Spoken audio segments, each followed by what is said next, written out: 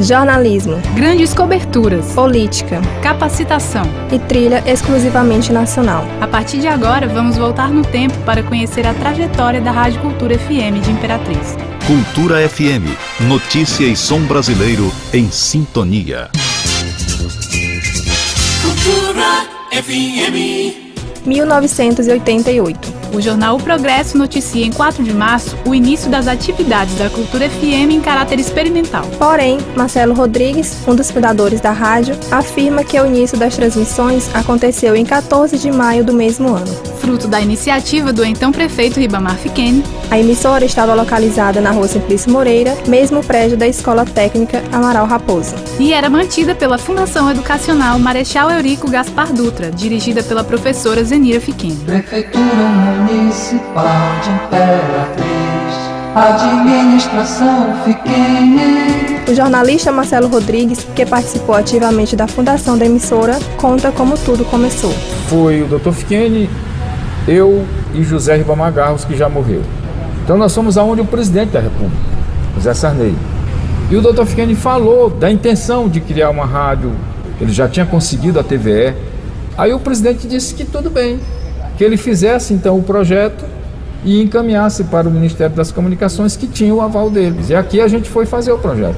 Fizemos a rádio, ganhamos projeção, a rádio foi positivamente importante no jornalismo, de alta importância para a região, também no contexto do processo de auxílio à educação. Nós tínhamos alguns programas que vinham gravados da TVE do Rio de Janeiro, que era a concessionária que subsidiava as emissoras da rede educativa do Brasil. Trazendo conteúdo educativo e trilha exclusivamente nacional, a programação da emissora apresenta para o ouvinte uma forma diferente de se fazer jornalismo. Porém, sem fugir da linha editorial, como lembra a jornalista Silvanete Gomes. Todo mundo que montou a emissora de rádio, de televisão Imperatriz, montou exatamente pensando nisso, né? No poder que a comunicação tem mesmo de... Então, assim, se você for analisar, os meios de comunicação do Imperatriz todos ficaram concentrados mesmo nas mãos de políticos. E a Rádio Cultura não foi diferente. Era de um grupo político, então tinha toda essa linha editorial lá dentro também. O que a gente tinha que seguir? Quem era que tinha que... Não tinha que dar moleza pro Davi Alves Silva, não. É mais ou menos assim. E para estabelecer uma programação de qualidade, a Rádio Cultura investiu nas capacitações de profissionais, formando uma jovem equipe que aos poucos ganhou espaço em outros setores da comunicação. A jornalista Luzia Souza se diverte lembrando da sua chegada na rádio. Eu coloquei um currículo para a TV Alvorada na época, mas eu estava saindo do ensino médio, né, com os meus 17, indo para os 18 anos.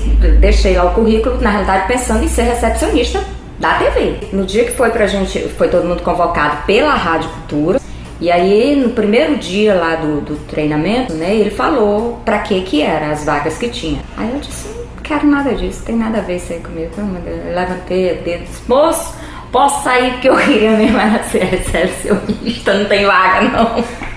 Aí ele disse, não, tem não, mas fica aí até o final. A gente aprendeu com o melhor da época, tá entendendo? A gente aprendeu da melhor forma que a gente tinha aqui. Troca de experiência, profissionalismo, estrutura, interação com os ouvintes. A rotina dos profissionais da Rádio Cultura contada por seus principais personagens. E os bastidores dessa história você confere no próximo bloco. Você está ouvindo Cultura FM, notícia e som brasileiro em sintonia. Cultura FM.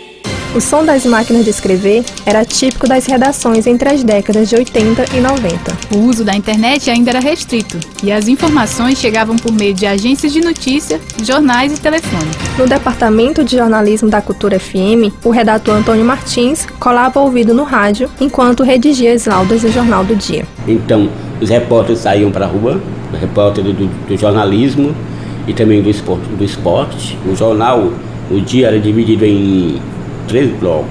Bloco de notícias nacionais, internacionais e locais. Nesse período que o pessoal estava para a rua, coletando as notícias, né, eu ficava fazendo a parte nacional e a internacional.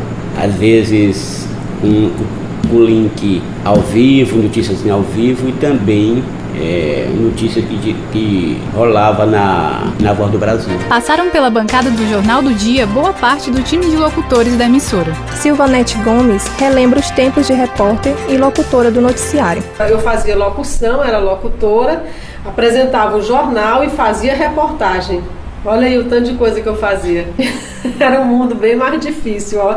Eu falo assim, gente, ser jornalista nessa época aqui, realmente, hoje a gente tem tudo na mão. Até uma pesquisa, quando você quer fazer, vai aqui no Google e tal, e a gente tinha que ir em loco, conversar com a pessoa, tal, averiguar. As informações todas eram colhidas ali, né? Então era um trabalho muito mais difícil, mas a gente fazia. Carregando tijolões, como era chamado o gravador na época, e maletas de equipamentos pesados, a equipe de jornalismo da Cultura FM estava em toda parte. Desde coberturas políticas e de esporte a grandes maratonas jornalísticas em época de eleições e carnaval. Como relembra José Filho, técnico e locutor da Cultura FM. E a rádio tinha um trabalho muito diferenciado, porque a gente fazia, por exemplo, transmissão de futebol, a gente fazia transmissão de carnaval, a gente fazia transmissão da delegacia, o que estava acontecendo. Mesmo sem ter essa tecnologia que tem hoje, a gente já conseguia fazer isso. Tinha um materialzinho que eles criaram, um equipamento, umas maletas, e a gente fazia. A gente fazia do Jussara Clube, fazia da ABB, fazia do Araçagi. Em cada ponto ficava um repórter e a gente conseguia fazer esse trabalho, trazendo essas informações ao vivo e sem nada dessa tecnologia. A gente montava uma equipe aqui nesse Jussara Clube quando era apurada os votos das eleições, né? Então a gente ficava aí, acho que 8, 10 dias, cara, fazendo esse trabalho, sabia? Hoje esse tipo de transmissão é mais simples, com a ajuda da internet. Mas naquela época, o deslocamento de equipamentos dificultava o trabalho das equipes. Carloto Júnior, comentarista esportivo, revela como era feita a programação da rádio. Tinha o jornal da rádio e logo em seguida tinha o programa de esporte. De segunda a sexta era esse programa com noticiário, com entrevista e tal. E no sábado a gente convidava o jogador, o técnico, o diretor, e aí vinha a equipe toda e a gente ficava resenhando, sabatinando ele com perguntas, com participação do ouvinte por telefone. Mas a gente tinha o repórter que acompanhava o time, né? Todo dia ele ia no treino. E as outras matérias, ou a gente pegava pelo jornal, ou ouvia o rádio à noite, né? Então aqui no estádio a gente transmitia através de linha também. E nas transmissões fora, era uma linha permanente que instalava na cabine. E aí você só conectava o equipamento e falava diretamente com o estúdio. E além do jornalismo, a rádio se destacava com sua programação musical. Com trilha exclusivamente nacional, ganhava cada vez mais a simpatia do público. Os programas Brasileirinho, Triplex Bis, Correio Musical, Modulação 105, Caleidoscópio. Esses e outros programas faziam a grade musical da Cultura FM. Edi Soares, locutor da Rádio Cultura, conta como era a interação com os ouvintes. A interação em Imperatriz era boa e como continua sendo. As promoções, as pessoas participavam, o rádio era o passatempo. Hoje em escala bem menor, mas era bem melhor. Então a gente era praticamente da família do ouvinte e tal. Incrível isso. Mas as pessoas iam pro orelhão, participavam, te chamavam para ir para casa delas e tal. O cara que faz o programa tal, vamos passar um fim de semana aqui. Quer dizer, as pessoas não tinham tanta desconfiança assim, não tinha essa maldade toda. Era nos 80, é a chamada década perfeita. E como parte da família do ouvinte, a emissora recebia cada dia mais visitas e as filas na portaria da rádio chamavam a atenção. O programa Brasileirinho, grande sucesso da época, batia recorde de participação, como recorda Paulo Negrão, um dos apresentadores do programa. O Brasileirinho a gente dividia a primeira hora com músicas bregas, a segunda hora com música sertaneja. E eu tinha ouvintes cativos, a dona Eunice, por exemplo. Então ela me ligava diariamente, pelo menos 2 vezes, e me pedia sempre a mesma música, Martinha, a música Cilada, Martinha. Então, quando eu entrava no ar, que eu dava boa tarde inicial, geralmente a segunda, terceira ligação, a dona Eunice, toca minha música hoje, da Martinha, a música Cilada. Hoje, com 82 anos, Eunice Cunha volta ao passado e se emociona falando dos velhos tempos. Lá eu tinha passo livre, aquele tempo eu era mais jovem, eu andava muito, agora hoje em dia eu quase não ando. Eu era só ligado na Rádio Cultura. A tia Soninha lá, eu tentava ela e pedia mais essa música Cilada. A noite sempre traiçoeira era o meu abrigo. Perdida em meus pensamentos eu olhava o mar. A brisa que se misturava ao meu choro doído, trazendo a minha esperança de te ver voltar. 1994. A Cultura FM encerra suas atividades. Rádio ganha novo proprietário. Essas e outras informações você confere no próximo bloco. Você está ouvindo Cultura FM. Notícia e som brasileiro em sintonia. Cultura FM. A Rádio Cultura FM de Imperatriz encerra suas atividades no ano de 1994, deixando um legado de grandes profissionais e uma importante referência para o radiojornalismo. E nesses 6 anos de história, grandes foram as mudanças no cenário político imperatrizense. O pesquisador Edmilson Sanches analisa o período. A Rádio Cultura, portanto, passou por 4 governantes.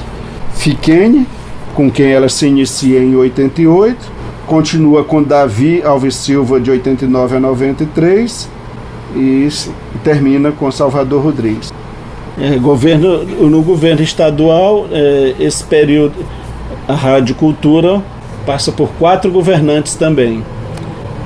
Ela foi criada quando ainda era governador o Epitácio Cafeteira, continuou com João Alberto de Souza e de João Alberto passou para Edson Lobão, ficando de março de 91 a 2 de abril de 94, e em 94 quem toma de conta do governo é José de Ribamar Fiquene. Então, uma coisa curiosa que a gente pode dizer nesse momento, começa com Fiquene enquanto administrador municipal de Imperatriz e encerra com José de Ribamar Fiquene como administrador estadual. É impressionante a coincidência, né? Marcelo Rodrigues deixa a direção da emissora e passa a exercer o cargo de assessor do então governador Ribamar Fiquene.